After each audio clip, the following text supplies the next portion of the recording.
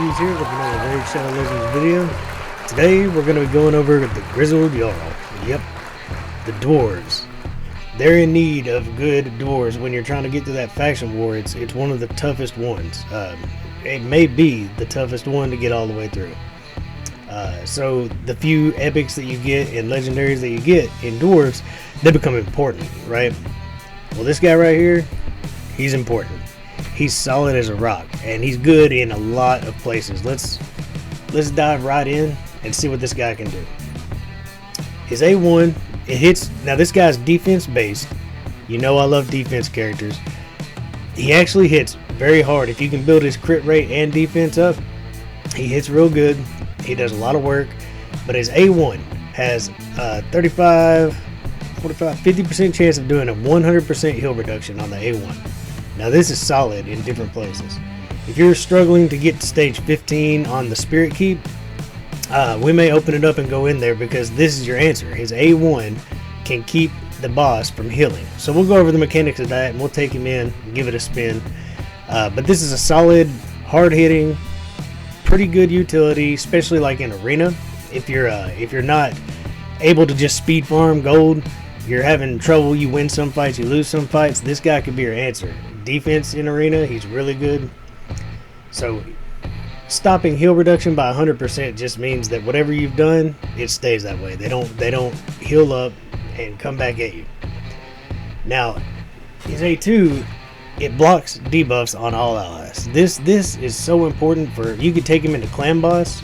A matter of fact, on my unkillable team, I can substitute him for Doom Priest, and he can do the same job that she's doing by making sure the stun is always cleansed. If I speed tune him correctly, and I have done it, and he actually can up the damage a little bit, but he's harder to get to work on Nightmare also. I can make Doom Priest work on both, but this guy just blocks debuffs. So if you tune him right, you never take that stun. Take him into dragons, and he can block all. If you don't kill the dragon before he's done, when he inhales, he stuns your whole team. This is your answer. It just blocks it all. He also, on that same move, increases the defense on your team by 60%, making him and any other defense character stronger and hit harder, and making everybody survive longer. This is also good on clan boss. So this move right here makes him solid in a lot of places. Faction wars, without a doubt. Arena, without a doubt. Clan boss. Certain dungeons, as long as his affinity lines up, it can help you on dungeons. And then the guy has an A3 that hits all enemies, and it actually does very impressive damage for somebody that's really not meant to go out and do damage. But this, it actually debuffs the entire team to decrease their attack 100% once he's booked, and it also takes their max HP down by 30%. Now that the mechanics of this matter in Doom Tower, this guy becomes a lot more important. In fact, if you gear him in Destroy Set, you get the 40% from the Destroy Set, the 30% from this move on the entire team, which really is more important on the boss himself, but this guy can do the job. So you've got a really solid kit. You're debuffing attack, you're buffing your defense, you're blocking any debuffs on your team, and you have the A1 utility of every time he hits, making a heal reduction of 100%. This could work on Fire Knight. Fire Knight heals up if you get this on him before that shield slam comes back down. If you're not, say you don't have a lure or armor built and you can't keep the shield down 100% of the time, when he puts that shield down and slams, he heals himself. Not if GRIZZLED Jarl has anything to say about it. Let's look at just how I got him built. The gear really is not important on this guy. It's the stats. He needs high defense.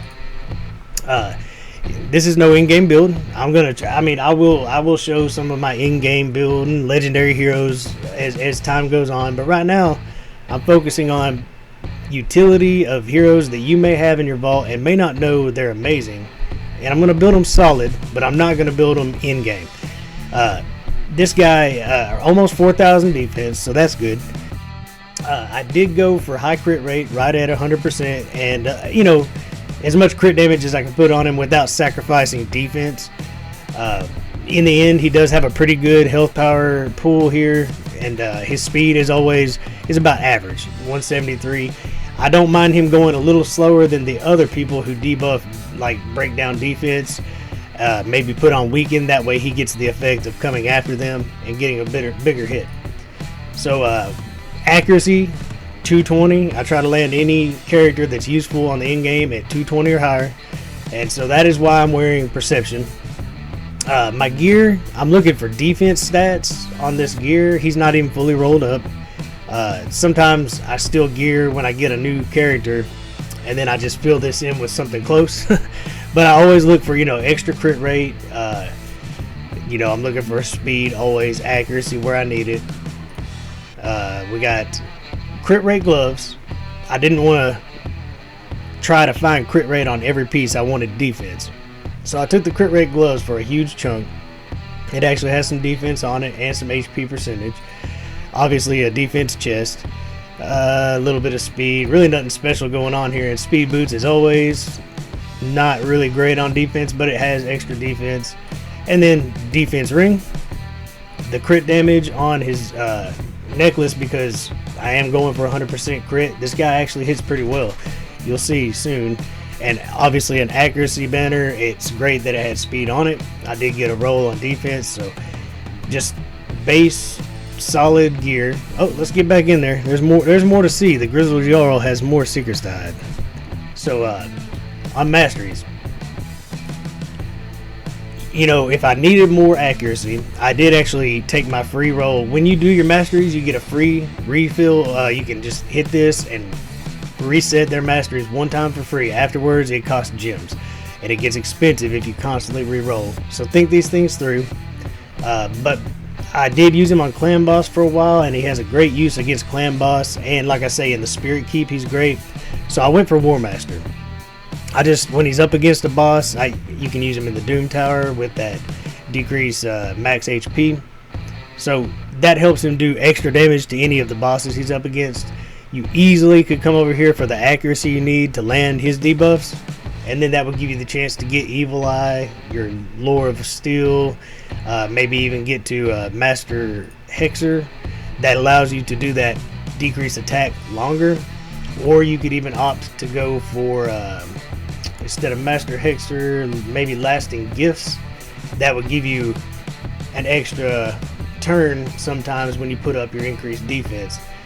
There's definitely a lot of ways to build him, but I did add a little extra defense. I went for the basic chance to get a counter attack if anyone actually puts a debuff on one of my allies, or if they attack me and hit me for 25% of my health. So it's kind of a basic build. I do try to get him cycling through his moves when he hits, because he hits hard enough to do that.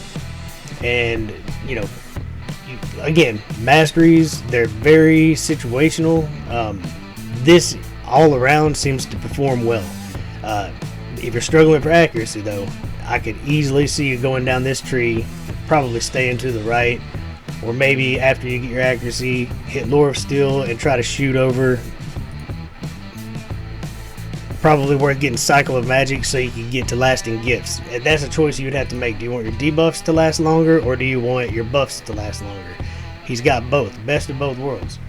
And don't forget, Dwarf Faction War, man, you need good dwarves. If you don't have some of the really good characters, it's just beyond difficult to get past stage 20.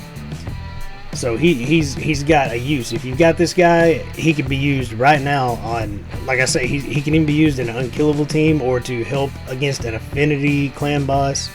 Well, let's dive into a few things. Spirit Keep is so obvious with an A1 that can...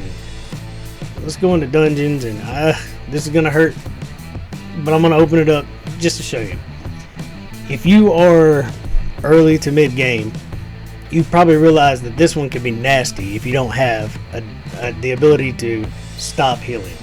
So let's go in and let's see, how do we do this without overpowering? Let's slow it down with support, maybe. Let's take some support, make it last longer so that we can actually see the effect at the end. We'll speed through this little part, we'll get to the boss, and then we'll check it out.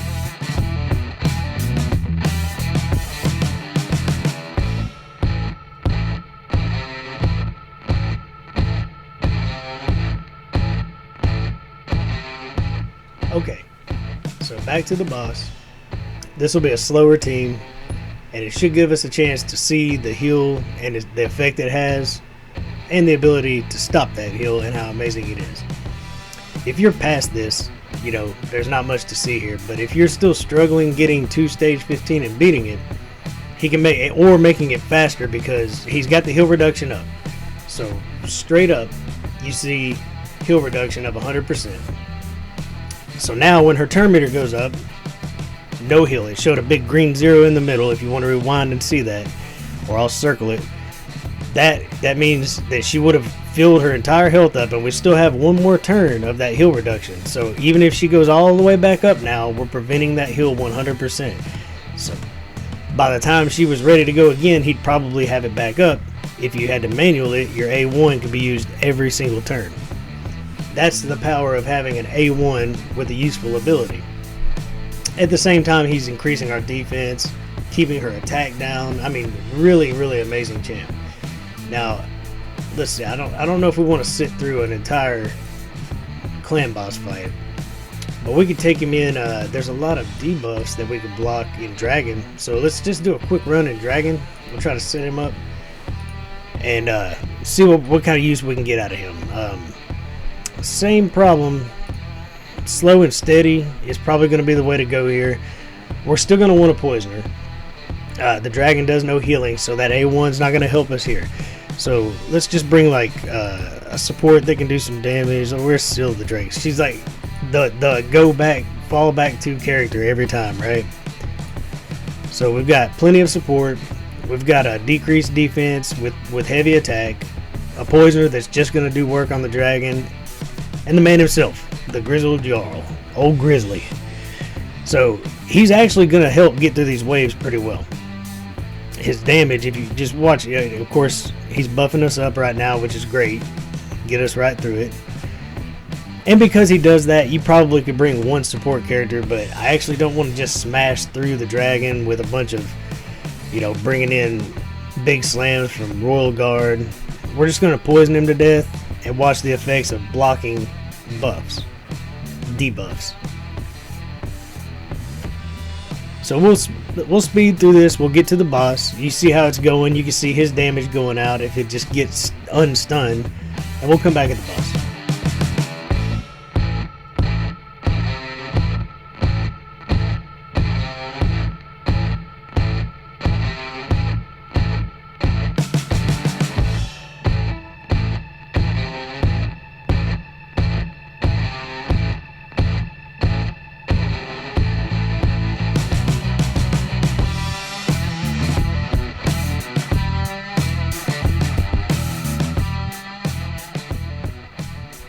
Okay, no problem selling through to the boss. And now Frozen Banshee's gonna do her thing. He actually landed heal reduction, but the dragon does no healing, so that's really of no consequence. We're still counting on the poison combined with some of Grizzled Jarl's big hits and Zargala just to get that purple bar down. No problem there. But here we have block debuffs up. Now all those poisons you typically see, if there would have been a stun there, maybe I should have not brought Frozen Banshee just to show, but it would have been such a long fight. We would have, everybody always gets like there's some debuffs right there. Every time this dragon attacks, he's putting down multiple debuffs. Usually you get a couple poisons right after you end him from the inhale. So he's getting ready to inhale again. Well, he's going to be dead by the time this is over. But you did get to see him blocking debuffs. Same thing works in Arena, Clan Boss. It's pretty amazing. Now, this is an easy win. He can help you out so much. The protection you get, and you would not need 2 support characters. I just wanted to slow that down so you can see him actually block some debuffs. Anywhere his affinity allows him, he's going to be good. I mean, that's really all there is to it. Again, Fire Knight, the heal reduction works the same as it did in Spirit Keep. It's just a longer road to hoe. You got to get to the end, put it on him while the shield's down. The shield goes, when he slams that shield back down, he heals up. He just keeps that from happening. Then you just rinse and repeat, bring the shield back up, start attacking, put heal reduction on. When he slams it, no heal. I tell you what, Arena, it's, you know, he's almost a nuker. If you're struggling and don't have one, go watch the Pitiless one. Now that's a nuker, but he's useful in Arena. I don't know why we would want to fight this guy, but so we don't have a fast team here. Let's play this a little different than normal. Let's see. Man, I think Pitiless one, after I found out he's a nuker, I got him built right for the Arena. He might be a little much. The thing about Grizzled Jarl is he shines in Arena when you don't have an absolute winning team like that just goes in and kills. And if we let this team actually move on us, they'll give us a fight. They'll give us a real fight. So let's set up kind of a defensive team. We haven't ever done this on my channel yet. No pre-planning here, so who knows how this is going to go, but I know I would like somebody with the ability to revive and a defense aura in all battles, so that's good. Grizzled Jarl is going to be sitting there doing his thing.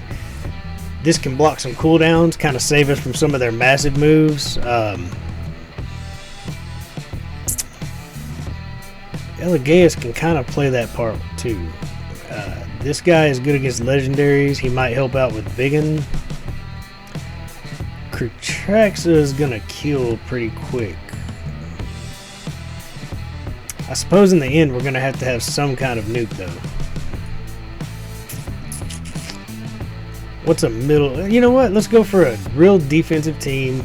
All kinds of interesting cooldown blocking going on. Let's just see what happens. Grizzled Jarl, let's see what he does actually put up. I'll put this on ×1 and we'll just see what happens here.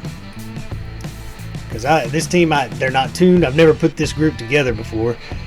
So our defense is up. Our defensive characters are going to hit harder. Killing the Lucky is so underrated, by the way. So we have block buffs up. He's already put that up to where nobody can debuff us. This is definitely good news. We've taken one down. We can actually revive if we kill with him, so we're not too worried about somebody dying. Our defense has been increased. Block debuffs is up again. Now we're up against a lot of heals. Sinesha and Doom Priest. But guess what? We got two of our defensive characters actually hit very hard. There's one of them. And then Grizzled Jarl looks like he's going to go. Oh, man, all this healing. Look at this healing. So this isn't my style. Let's speed this up. You've seen him doing his work. These defensive teams, they work. They're just slow. You saw my Arena video. You know, I like to get in, get my points, and get out. But without planning, just bringing defensive characters, strong support characters with the ability to lock down their cooldowns and things, and you come away with the win. So how about we're not going to sit through it. Clan boss, my unkillable team here, I can actually put him in her place. You know, we can speed it up. Do I have a key? Yeah, it's about time to hit this guy anyway. So I'll just take her out. Let me check her speed. I've done this, so I think I have his speed right. That doesn't show it anyway. We'll find out real quick. Let's throw him in. This team, if it's tuned right, and I think he is tuned, we'll do exactly the same as my unkillable team. We'll do the setup, we'll let it roll, we'll speed it up. Alright, so this team, we block all damage. Then we kind of just A1 through this first round. Everybody should just work their way through. And then he has the option. I need that block cooldown to go right before the slam. So not this turn. We're just going to A1. Since he's not a cleanser, I've got to play him right. And then we'll be going auto after this. I just want to make sure he does his part. So we're going to start putting down our debuffs. Keep poisoning. Hit him. Alright, so this is where we're going to go ahead and make ourselves unkillable when we take the slam. and he is going to make sure that we block buffs and auto. Enjoy the show.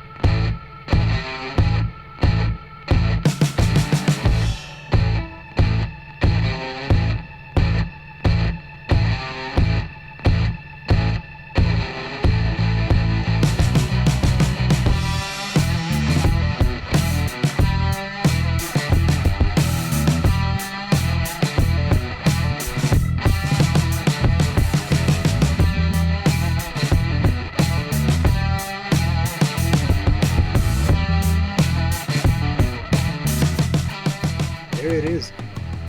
Man, I mean, it's about the same as normal.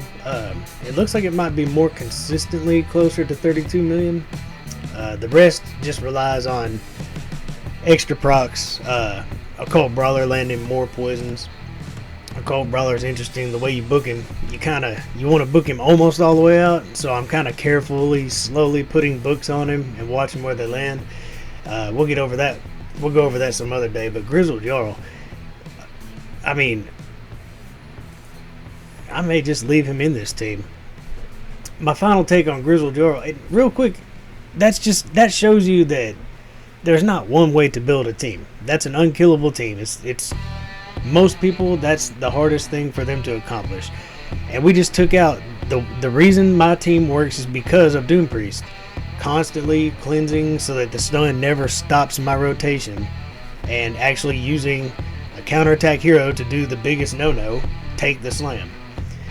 And that's the whole reason it works. But I could take her out and put in somebody that blocks buffs. Grizzled Jarl also increases my defense, which actually is a buff that is good for Rosin himself, keeping their attack. And the defense doesn't matter on this team, but if you're running him on Clan Boss, he's going to keep you alive longer and make your defense champions stronger. My final take on Grizzled Jarl, absolutely excellent. He doesn't care about affinity. He can block buffs, debuffs. He increases defense. He brings on his A1 anywhere that you need the utility. The A1 utility of a move, they're really special if they have a decent debuff on them. That's why A1s with attack down are so great for Clan Boss. Well, this guy with heal reduction, there's only a few places you need it, but when you need it, you need it. So Spirit Keep, Fire Knight, I mean, it's truly, he's truly an amazing character. Let's get back to this guy. This little dwarf guy, man. He is just solid as can be. If you got this guy, I don't think anybody's going to argue the fact that he's great. He's great. You can use him in arena, especially on your defense team, but on offense he works. We just did a slower but a strong defense team that we threw together. No idea how they were speed tuned. We just threw them in and they performed just fine against another defensive team. He's not, I mean, really, I may have to come back in here and put some better gear on this guy. All that work he's putting in, he deserves a regear, right? I think I could probably up my Clan Boss damage and finally start 2-keying Ultra Nightmare instead of, I get so close that it's annoying. So maybe he's the key. You know, not only is he amazing everywhere, usable everywhere. Faction wars, I guarantee you, your dwarves are crying out for this kind of help. They're crying out for GRIZZLED JARL to come in and just help the team. He's flat out amazing. He dropped his little spear. I like that. he's just a cool cat. If you've got him, you do not want to sit on this guy. You really don't. He's useful everywhere, let alone your faction wars need him. They really do. You need good characters like this guy. If he could just keep that spear in his hand, who knows how much damage he would do. And as you watched, and we just did another way of doing my unkillable team. Remember, when you're reading these kits, think about what you can do with these guys. And just because that was unkillable, he is awesome on clan boss. If you're needing some help, you're needing that defense up or to block that stun so that no one's ever losing a turn, just for a little more damage, a little more survivability, he's amazing. I can't really think of a place that anybody would say boo, right? This guy's great. So yet another champion that a lot of people don't talk about. Now he's been looked over and talked about, but he's just not in the main circle of heroes that people talk about. And I cannot find a thing wrong with that guy. He's good in Doom Tower. So if you've got him, get him, build him up. Don't sit on this guy. I mean, he could change any team in a number of different ways, not just one. His kit really just doesn't stop working. He's going to pair up really good with Iron Brago if you just got him. That extra defense, and then him, oh man, they're going to be a pretty crazy pair. Though I think Iron Brago is probably not going to need much help doing that job on his own. But yeah, GRIZZLED JARL is a pretty amazing character, and he's one that I actually built up to, I think, 550 very early on. I got him early on, and I sat on him because I thought I was getting these other amazing characters. I pulled Royal Guard and got so excited I switched gears, built him out. I don't regret building Royal Guard, but I do regret sitting on him as long as I did. I mean, I just fit him into an unkillable team, and he was one of the key components in making that team work. With him out of it, it wasn't going to work. Doom Priest could fill that slot, and I'm sure I could find some more. Be creative with your characters, and don't overlook some of these characters that don't shine as bright as the other ones. They may have twice the utility as the other ones. Alright guys, that's it. We're going to keep plugging away at these heroes and going through some more content. There's a lot to go through. Please like, subscribe, comment below, stick with me. We're going to have a lot of fun. I'm not going anywhere, so let's do this together. Enjoy the grind.